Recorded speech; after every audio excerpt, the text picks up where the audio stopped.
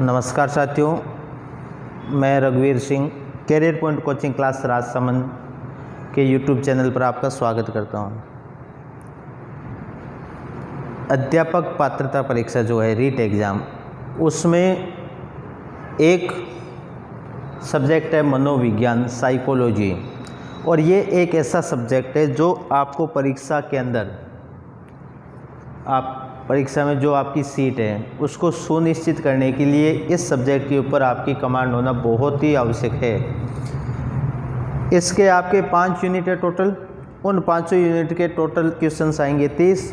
उसमें से आपको अटेंड करने सारे क्वेश्चन, कैसे करने हैं, कितना पढ़ना है, कैसे पढ़ना, वो सब हम बताएंगे आपको। आप जानते हैं वैसे सब।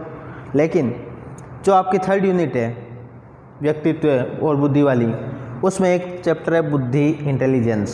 अब बुद्धि क्या होती है, क्या परिभाषाएं होती है बुद्धि की, कौन से सिद्धांत होते हैं बुद्धि के, वो सारे अपन पढ़ेंगे इस चैप्टर के अंदर। आगे पढ़ेंगे धीरे धीरे। देखिए स्टार्ट करते हैं, चलिए शुरू करते हैं। बुद्धि क्या है? हम घरों के अंदर, विद्यालय के अंदर या आसपास में हर जगह पे इस शब्द का प्रयोग करते हैं। यार थोड़ा तो विवेक से काम ले लेता, यार थोड़ा तो दिमाग लगा लेता, या थोड़ी सी बुद्धि लगा लेती, बुद्धि भ्रष्ट हो गई, बहुत शब्द यूज करते हैं। तो ये होती क्या बुद्धि है? देखिए बुद्धि का अर्थ देखिए, बुद्धि क्या है? सीखने, समझने, स्मरण शक्ति और तार्किक चिंतन आदि के गुण जो होते हैं कौन से तत्व में पाए जाते हैं? बुद्धि में। सीखना, समझना, उसको याद रखना, चिंतन करना, ये सारे किसके माध्यम से होते हैं? बुद्धि से। अब सीखना जो होता है अधिगम, समझना, उसको याद करना।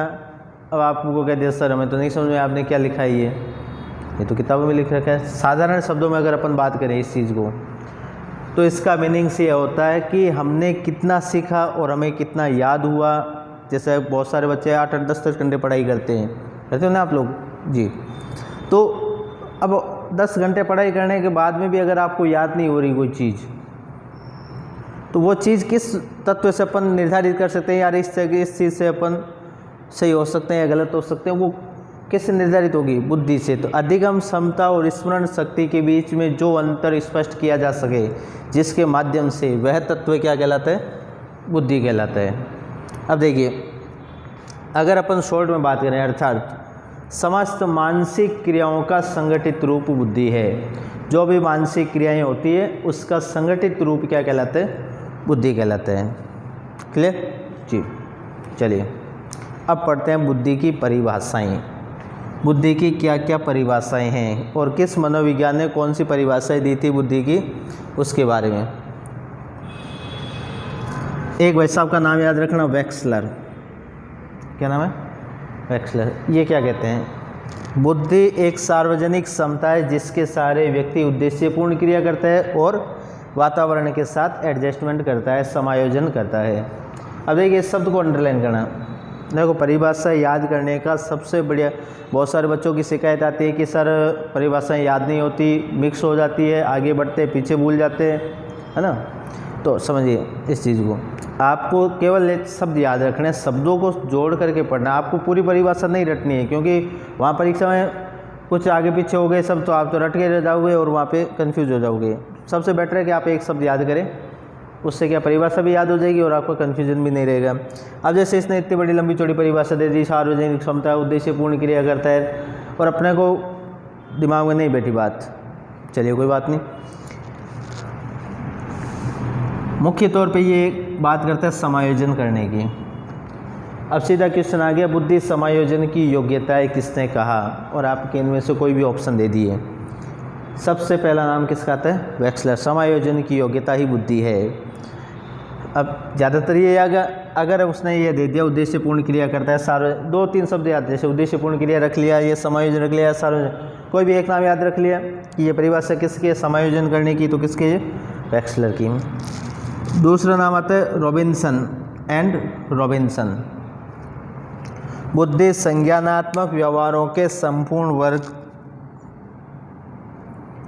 से है जिसमें समस्या समाधान करने, अमूर्त चिंतन करने की क्षमता पाई जाती है।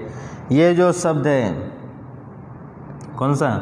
कॉग्निटिव बिहेवियर, संज्ञानात्मक व्यवहार जो होते हैं। आपने फर्स्ट यूनिट के अंदर पढ़ा होगा, संज्ञानात्मक विकास का सिद्धांत नहीं पढ़ा है तो हम आपको पढ़ाएंगे। देखिए संज्ञानात्मक व्यवहार जो है, आपने संज्ञानात्मक विकास का सिद्धांत पढ़ा है। संज्ञानात्मक विकास का सिद्धांत किसने दिया, मुझे कमेंट बॉक्स में ज़रूर बताएं, ये आपके लिए क्वेश्चन है कि संज्ञानात्मक विकास का सिद्धांत किसने दिया। अब जब विकास के सिद्धांत पढ़ेंगे उसमें अपन इसके ऊपर चर्चा करेंगे। एक शब्द याद रखना, अमूर्त चिंतन। बुद्धि अमूर्त विचारों का चिंतन है, किसने कहा? किसने कहा था ये? रॉबिन्सन।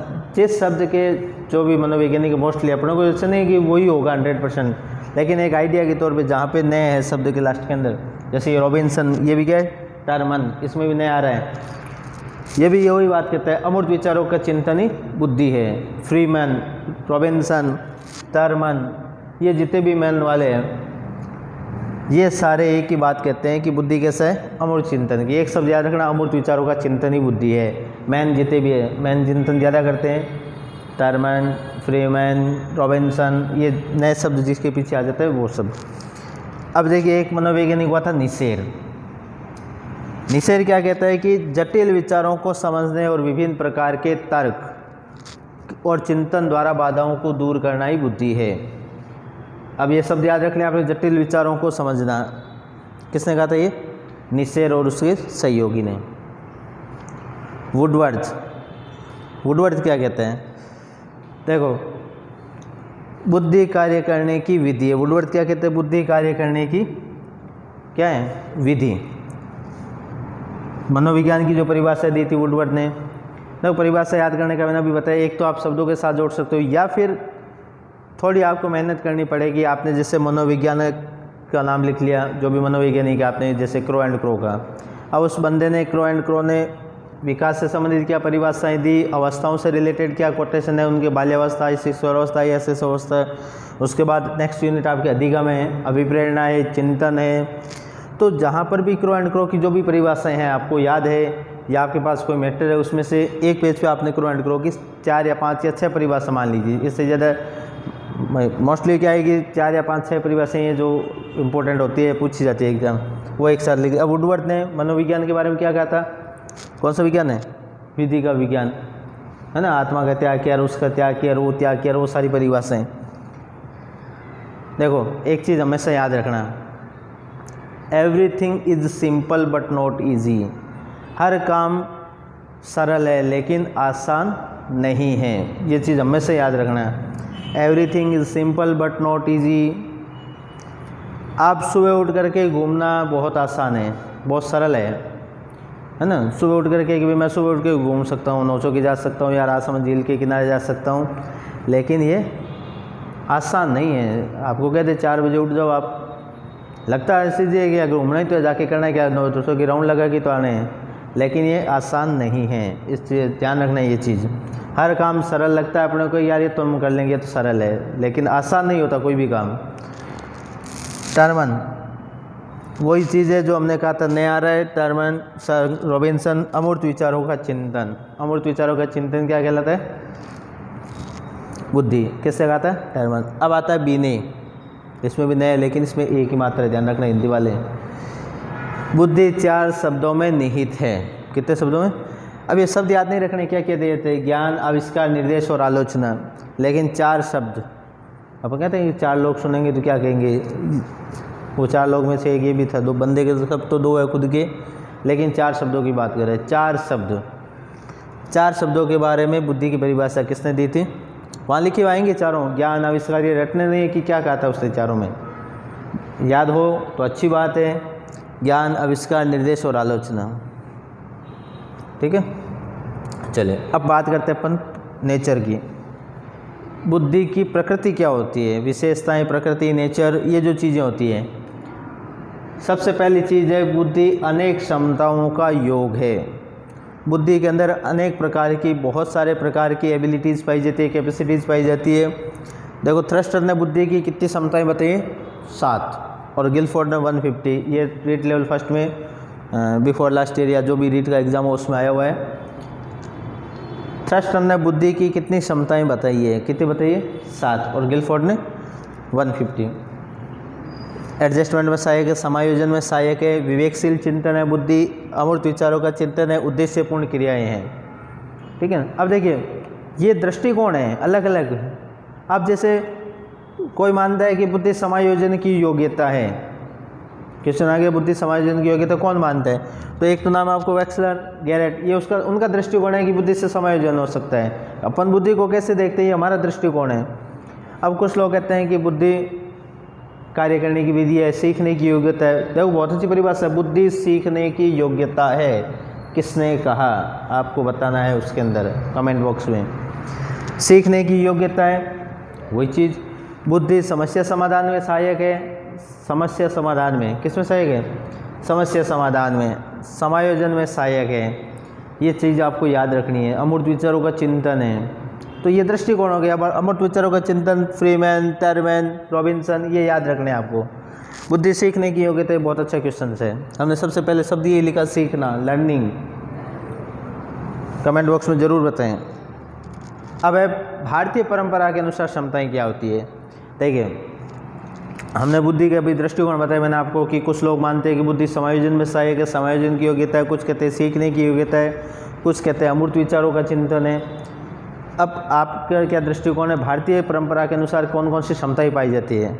सबसे पहले आती है संज्ञानात्मक क्षमता। ये आपका शब्द पीछे नहीं छोड़ेगा, याद रखना। संज्ञान, जो आपने विकास के सिद्धांत में पढ़े होंगे, उनकी अवस्थाएं पढ़ी होगी, जिस महोदय ने भी ये सिद्धांत दिया बताना मुझे कमेंट बॉक्स में। अब जैसे एक शब्द आता है संप्रेषण, कम्युनिकेशन। ये जो संप्रेषण होता है, प्रभावशाली संप्रेषण, कौन सा, प्रभावशाली संप्रेषण या विभेदन क्षमता, एक शब्द आ गया आपके। संप्रेषण किस प्रकार की क्षमता है बुद्धि की, संप्रेषण बुद्धि की किस प्रकार की क्षमता है, और ये 4 आपके ऑप्शन में आ गए। अब आप कहोगे सर ये तुमने पढ़ा ही नहीं, सुना ही नहीं, देखा ही नहीं कभी।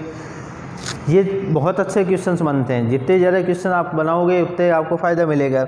अब संप्रेषण कैसा होता है, संज्ञानात्मक होता है। विभेदन किस आधार पे करोगे आप, संज्ञान के आधार पे, आप अपने ज्ञान के आधार पे विभेद करोगे ना। सामाजिक क्षमता, समाज में क्या होती है, व्यवस्थाएं होते हैं, समाज के नियम होते हैं, हर समाज के अपने अलग नियम होते हैं, अलग व्यवस्थाएं होती है। सम्मान, सम्मान को अंडरलाइन करना। देखिए सम्मान जो होता है ये किस प्रकार का क्षमता है बुद्धि की, सामाजिक है। संवेग, इमोशंस जो होते हैं, सांवेगिक क्षमता, इमोशन क्या होते हैं। देखो एक तो बुद्धि शब्द का सर्वप्रथम प्रयोग किसने किया, कौन से शब्द का, बुद्धि शब्द का सर्वप्रथम प्रयोग किसने किया, ये मुझे आप कमेंट बॉक्स में बताना किसने किया, बुद्धि का। और एक हम पढ़ेंगे आगे संवेगात्मक बुद्धि, ये दोनों अलग अलग शब्द है, ध्यान रखना। संवेगात्मक बुद्धि शब्द का प्रयोग किसने किया, दोनों के आंसर मुझे बताना आप कमेंट बॉक्स के अंदर। शब्द का प्रयोग किसने किया था, संवेगात्मक बुद्धि। इमोशंस जो होती है, संवेग, आपने पढ़ा होगा संवेगात्मक विकास का सिद्धांत, नहीं पढ़ा तो अपन पढ़ेंगे, टेंशन मत लीजिएगा। संवेगात्मक बुद्धि का जो सिद्धांत है उसमें आत्मनियंत्रण, शिष्टता, आचरण, आपको ये शब्द याद रखना, कोई भी दे देंगे, ऐसे बहुत सारे शब्द है, मैं टेस्ट में दूंगा आपको, और आपको PDF फाइल भी आपको मिल जाएगी अगर आपको चाहिए तो, ठीक है ना। तो ऐसे इन साइकोलॉजी के नोट्स की जो PDF है, हमारे जो नोट्स हैं बनाए हुए। एक होता है एंटरप्रेन्योरियल जो कैपेसिटी होती है, उद्यमी क्षमताएँ, जो हम कोशिश कर रहे हैं, प्रयास कर रहे हैं। सबसे बड़ी चीज़ है मेहनत, कठिन परिश्रम, लक्ष्य, ये जो चीज़ें होती है। प्रतिबद्धता, एक शब्द आता है प्रतिबद्धता, कठिन परिश्रम, ये सारे किस प्रकार की क्षमताएं हैं, उद्यमी क्षमताएं। जैसे क्वेश्चन आ गया लक्ष्य बुद्धि की किस प्रकार की क्षमता है। अब अपन सोचते हैं लक्ष्य तो सामाजिक भी हो सकता है, संवेग भी हो सकते हैं, या संज्ञान भी तो हो सकता है। वातावरण के अनुसार लक्ष्य तय करेंगे, लेकिन वातावरण के अनुसार लक्ष्य तय नहीं होता है, वो आपको एंटरप्रेन्योरियल जो होता है, उद्यमी जो क्षमताएं होती है, वो बुद्धि की उसमें आता है। तो आप इस वीडियो को ज़्यादा से ज़्यादा लाइक करें, शेयर करें, अपने दोस्तों को बताएं। हम आगे इस तरह से और आगे पढ़ते जाएंगे, आराम से पढ़ेंगे, कोई दिक्कत नहीं। धीरे धीरे आपका कॉन्सेप्ट क्लियर होगा और ज़्यादा से ज़्यादा आपको मटेरियल मिलेगा इस चीज़ से, ठीक है। तो अपन आगे का नेक्स्ट चैप्टर अपन नेक्स्ट वीडियो में पढ़ेंगे। थैंक यू, धन्यवाद, जय माता जी।